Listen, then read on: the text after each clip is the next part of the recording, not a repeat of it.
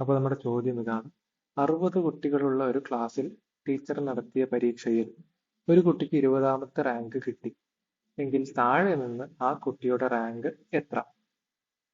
ഇത് അറിയാവുന്ന ആളുകൾക്ക് വളരെ എളുപ്പമായിരിക്കും. എന്ത് ചെയ്താൽ മതി? ആകെ 60 കുട്ടികളായതുകൊണ്ട് 60 മൈനസ് കുട്ടിക്ക് കിട്ടിയ റാങ്ക് 20 പ്ലസ് 1 ചെയ്താൽ മതി. അപ്പോൾ 60 20 പോയാൽ 40, 41, 41. ഇതാണ് ഉത്തരം.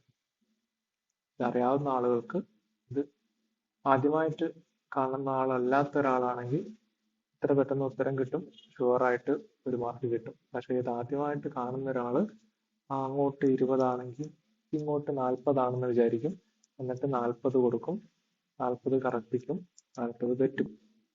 അപ്പോൾ അറിയാവുന്ന ആളുകൾ കാണേണ്ട ആവശ്യമില്ല. അറിയാത്ത ആൾക്ക് വേണ്ടി ഇത് എങ്ങനെയാണ് ഈ +1 എക്സ്ട്രാ വരുന്നതെന്ന് കാണാൻ വേണ്ടിയാണ് ഞാനിത് ചെയ്യുന്നത്.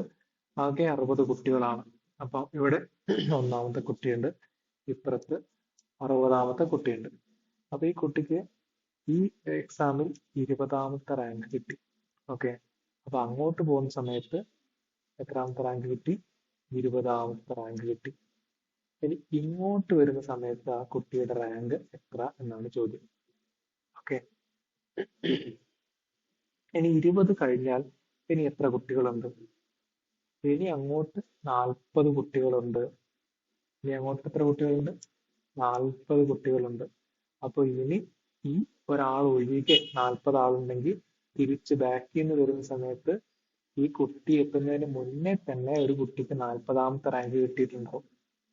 പിന്നെ നമ്മൾ ഈ കുട്ടിയും കൂടെ വരുന്നുണ്ട്. അപ്പൊ ആ കുട്ടി കൂടെ ചേരുന്ന സമയത്ത് എത്രയാവും? 41ാമത്തെ റാങ്ക് ആയിട്ട് മാറും. അങ്ങനെയാണ് ഈ ഒരു +1 വരുന്നത്. ഓക്കെ, ഈ ചോദ്യം തന്നെ പല രീതിയിൽ ഇത്ര സിമ്പിൾ ആയിട്ട് അങ്ങനെ ചോദിക്കാറില്ല. രണ്ട് കുട്ടികള് അപ്പുറത്തും ഇപ്പുറത്തുന്ന സ്ഥാനം അങ്ങോട്ടും ഇങ്ങോട്ടും മാറി ഇപ്പൊ ആ കുട്ടികളുടെ ഇടയിൽ എത്ര കുട്ടികൾ ഉണ്ടെന്നുള്ള രീതിയിലൊക്കെ ചോദ്യം വരാറുണ്ട്. അപ്പൊ ഇത് ഏറ്റവും സിമ്പിൾ ആയിട്ടുള്ള ചോദ്യമാണ്. ഇത് എങ്ങനെയാണ് വന്നതെന്ന് എക്സ്പ്ലെയിൻ ചെയ്തിട്ടുണ്ട്. ഈ ചോദ്യത്തിന് ഉത്തരം 41 ആണ്.